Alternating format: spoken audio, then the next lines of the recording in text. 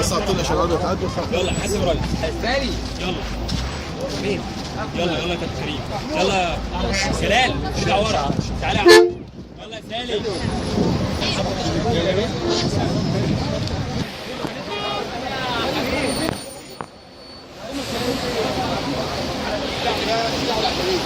انا عايز كابتن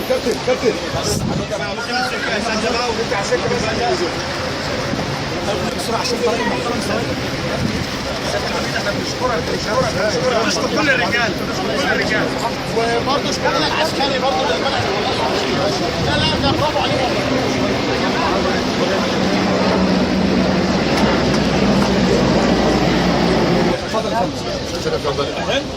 اتفضل يا فندم. صور من تحت يا جماعه بعد اذنكم. صور من تحت. كاس الهبه كله ما فات.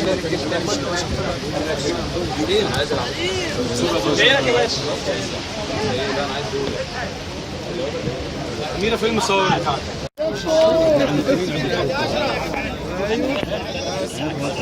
فين يا نادر؟ ايوه ليه احمد كده يا اشرف.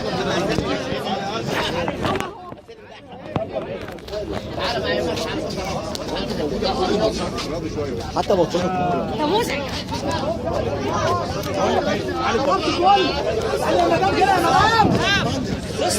نبقى يعني مشاركين مع الناس اللي بيشتغلوا. متفائل حضرتك يا محمد؟ ان شاء الله احنا بنبني اول خطوه. بقول لك هي كبيره، هي خطوه كبيره انما الكبير برضو ما بيعملش غير الحاجات الكبيره. بشكرك جدا. شكرا.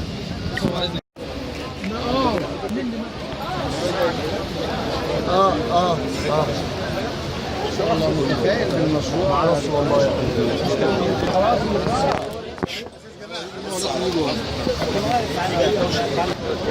الموبايل يا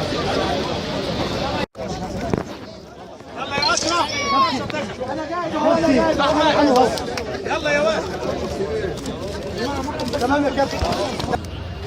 أنا بقول طبعا ان انا سعيد وفخور ان انا متواجد النهارده في وسط مشروع قومي هيخدم الشعب المصري كله بالكامل زي ما كان فيه قبل كده قناه السويس اللي هي القديمه. النهارده بيبقى فيه حفله لقناه جديده. اعتقد ان كمان بعد ما شفنا النهارده الفريق المهاب وهو بيشرح كمان الواحد بقى فخور ان فعلا الواحد يجي النهارده ويشارك ويدعو كل الرياضيين الناس كلها تتجاوب موجوده النهارده. اعتقد ان ده فخر لينا كمصريين. اتمنى ان شاء الله باذن الله ان مشروع القومي الجديد ده يخدم كل الدول اللي جايه وان شاء الله يحقق طفره لبلدنا. وجودك النهارده يا فندم رساله قويه. تقول ايه؟ هقول ان ده واحد من الايام الجميله بالنسبه لي. والحمد لله ان انا شفتها.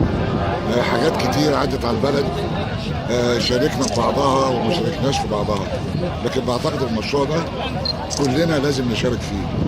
يعني حاجه بتديك امل لبكره، حاجه بتديك مؤشر انه مشروع بيبدا في يوم كذا بينتهي يوم كذا. بقى عندنا حاجه لاول مره لها ملامح. بعتقد ان المشروع ده بيدي رساله لكل مسؤول في البلد، لكل وزير، لكل محافظ، لكل مدير، ان هو يبقى له استراتيجيه، يبقى له سياسه، ويكون له اجنده بينفذها. ما ينفعش الامور تمشي في بلدنا يعني بطريقه عشوائيه. وبالتالي المشروع ده هيفتح الامل. عندك امل لبكره، هيديك يعني شكل حضاري اخر يضاف الى رصيدك اللي صنعت به تاريخ في الماضي. مصر لها تاريخ، يعني كان لها تاريخ، لكن الجدعنه لم تصنع هذا التاريخ.